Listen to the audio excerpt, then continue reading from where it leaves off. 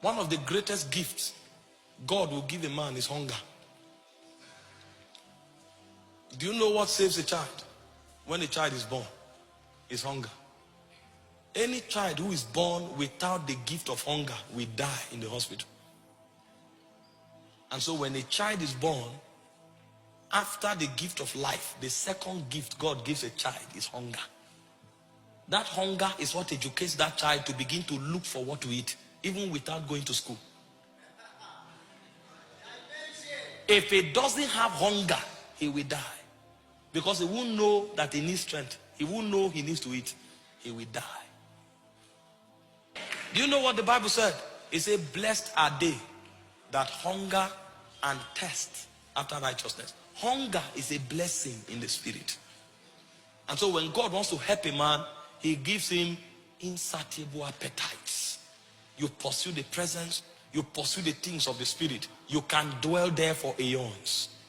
How would Moses, a man of over 80 years, climb Mount Sinai? Sinai is over 7,000 feet tall. Do you know how many blisters he had on his leg when he was climbing? A man of over 80 years. He will climb and fall, but he kept climbing because he knew on top of that mountain dwelt the glory of God. And the only thing he wanted to see was the Shekinah.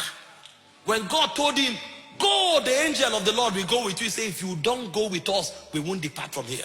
That was a man who saw Egypt collapse. He had seen power with a rod.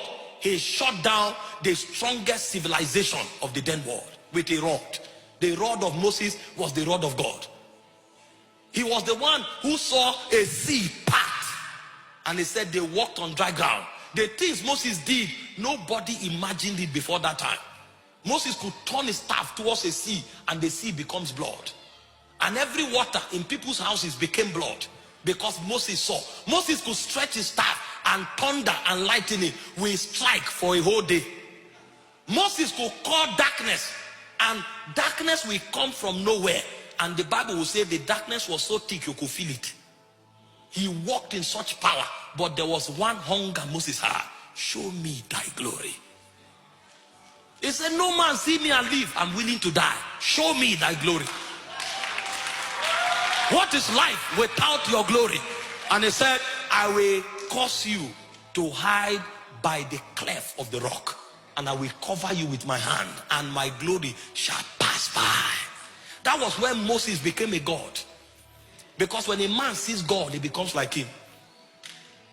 The Bible said, it does not yet appear what we shall be like. He said, but when we shall see him, we shall be like him. The moment Moses saw the glory, he became immortalized.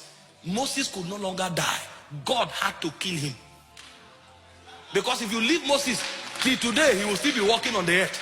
Till today, because of what he saw, he couldn't die anymore. And when God wanted to kill Moses, he killed him in hiding. Because if you know how to kill Moses, you will know how to kill a god. It was a technology that existed only among the Godhead. Did you not read?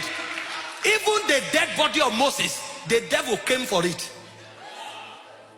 So a man's dead body who is immortalized is more relevant than a living person who has no immortality. The devil came looking for Moses' dead body. They want to take it to the museum of hell so that they can study Moses. Demons wanted to study what was in Moses that made him to be immortal. And God will mobilize an archangel to come and fight for the dead body of a man. And you will think that body will decay. Many years later, when Jesus came, Moses wore that body again and still came to the Mount of Transfiguration, because that body had become an immortal body. But what was the foundation? Show me thy glory. I have seen power, I have seen influence, I have seen wealth. They left Egypt with the gold of Egypt. If what he was looking for was money, he had more than enough. Is it influence? Any city Moses is passing, the whole nation began to fidget. They say anywhere they pass, they lick it up. He had so much influence. And there was a law in the spirit concerning Moses. He said, touch not my anointed. Do my prophets no harm. If they carry stone, they will win battles.